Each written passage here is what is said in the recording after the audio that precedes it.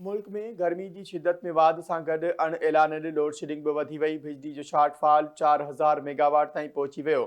मुल्क में 8 खां 10 कलाकनि जी लोड शेडिंग आवाम जा अहंज वधाए छॾिया। सिंध में इम्तिहाननि दौरान लोड शेडिंग सबबि शागिर्द ॾुखियाईनि खे मुंहुं ॾियण ते मजबूर आहिनि। अवाम तरफ़ां लोड शेडिंग जे जिन खे बोतल में बंदि करण जो मुतालबो।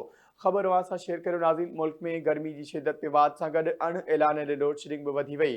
बिजली जो शॉर्टफॉल 4000 मेगावाट ताईं पहुची वियो। मुल्क में 8 खां 10 कलाकनि जी लोड शेडिंग आवाम जा अहंज वधाए छॾिया। सिंध में इम्तिहाननि दौरान लोड शेडिंग सबबि शागिर्द ॾुखियाईनि खे मुंहुं ॾियण ते मजबूर आहिनि।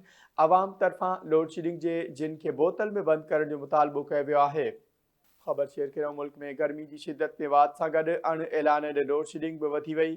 बिजली जो शॉर्टफॉल 4000 मेगावाट ताईं पहुची वियो। मुल्क में 8 खां 10 कलाकनि जी लोड शेडिंग आवाम जा अहंज वधाए छॾिया। सिंध में इम्तिहान दौरान लोड शेडिंग सबबि शागिर्द ॾुखियाईनि खे मुंहुं ॾियण ते मजबूर आहिनि।